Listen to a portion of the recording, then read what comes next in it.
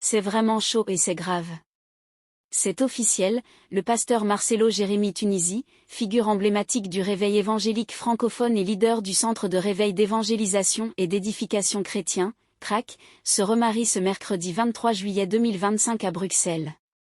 L'heureuse élue s'appelle Esther Aïcha, une prophétesse bien connue dans les cercles chrétiens pour sa douceur, sa profondeur spirituelle et son engagement dans le ministère prophétique. Cette nouvelle page dans la vie du pasteur Tunasi suscite de vives réactions, d'autant plus qu'elle s'inscrit dans une histoire d'amour marquée par la douleur, la perte et la restauration.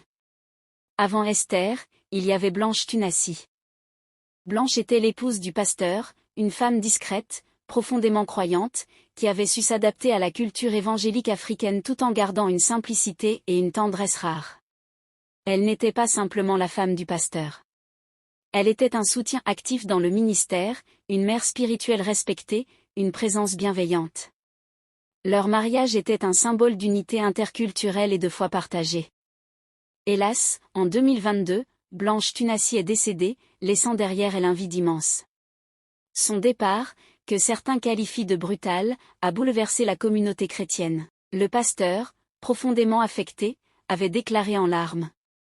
Elle n'était pas seulement ma femme, elle était ma paix.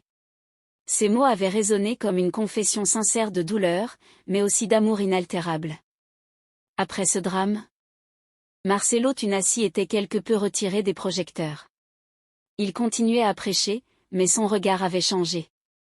Ses messages étaient devenus plus profonds, plus intimes, traversés par une mélancolie et une gravité nouvelles.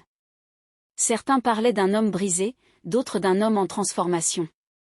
Pendant près de 2 ans, aucune rumeur ne faisait état d'une relation amoureuse. Le veuvage du pasteur semblait presque sacré, respecté par tous. Mais même dans les Écritures, Dieu autorise l'homme à se reconstruire après la perte. Le deuil n'est pas une prison à vie. C'est dans ce climat de silence que le nom d'Esther Aïcha a commencé à apparaître. Une femme à la beauté sobre et majestueuse, au sourire paisible, au regard profond. Une élégance naturelle, marquée par des formes harmonieuses et une posture digne, sans ostentation. Mais au-delà de l'apparence, c'est son intelligence vive, son discernement et son équilibre émotionnel qui frappent ceux qui la croisent. Esther est une femme de prière, mais aussi une femme de pensée. Son parcours spirituel n'est pas né du hasard. Avant d'être prophétesse, Esther Aïcha a été une intercesseuse cachée, une servante discrète. Formée dans les coulisses de l'Église, au prix des jeunes, des retraites, de l'abandon total. Fille d'un ancien pasteur, elle a grandi au contact de la parole, mais a choisi elle-même de suivre un appel personnel. Elle a connu les combats spirituels, les incompréhensions, les nuits sans sommeil passées à genoux, intercédant pour les âmes. Ce feu intérieur, nourri dans le secret, a été reconnu. Au fil des années, son ministère prophétique s'est alors imposé avec douceur, clarté, puissance. Très peu savaient qu'une relation se tissait lentement entre elle et le pasteur Tunasi. Ce n'était pas un coup de foudre spectaculaire, mais plutôt une alliance sainte, progressive, fondée sur la consolation, la prière, le respect et la volonté commune de servir Dieu. Ceux qui les côtoient parlent d'un lien spirituel fort, d'une complicité calme et d'un amour sans bruit. Esther Aïcha n'a jamais cherché à remplacer Blanche.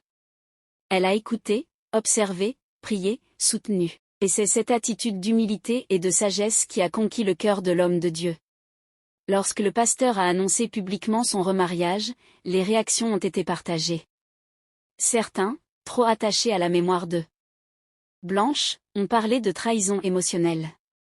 D'autres, plus lucides, ont salué le courage d'un homme qui, malgré la douleur, ose aimer à nouveau. Car en vérité, se relever du deuil et ouvrir à nouveau son cœur est une preuve de foi, de résilience et de maturité. Le mariage avec Esther Aïcha n'est pas une négation du passé. C'est une réponse à l'appel du futur. C'est une manière de dire « Dieu n'en a pas fini avec moi ». Ce mercredi, 23 juillet 2025, Bruxelles devient donc le théâtre d'un mariage hors du commun. Des personnalités spirituelles venues d'Afrique, d'Europe et d'Amérique sont attendues. La cérémonie sera retransmise en direct sur les plateformes du CREC. Les attentes sont grandes, le décor, les messages, les chants, les vœux. Tout est attendu avec émotion. Mais plus encore que l'apparat, c'est le symbole qui compte, celui d'un homme de Dieu qui, après avoir pleuré, choisit de sourire à nouveau. Ce mariage entre Marcelo Tunasi et Esther Aïcha est plus qu'une union. C'est un message. Un message aux veufs, aux veuves, aux cœurs brisés. La vie ne s'arrête pas au tombeau. Dieu restaure, Dieu relève. Dieu reconstruit. Dieu peut permettre un nouveau départ sans effacer les souvenirs. Aimer de nouveau, ce n'est pas oublier. C'est honorer la mémoire de l'ancienne alliance tout en embrassant la mission de la nouvelle. Et aujourd'hui, c'est une nouvelle mission qui commence. Pour le couple Tunasi, pour leur famille, pour leurs fidèles et peut-être aussi pour l'Église tout entière. Si ça vous a plu, n'oubliez pas de vous abonner et de cliquer sur la cloche de notification pour ne pas rater mes prochaines vidéos.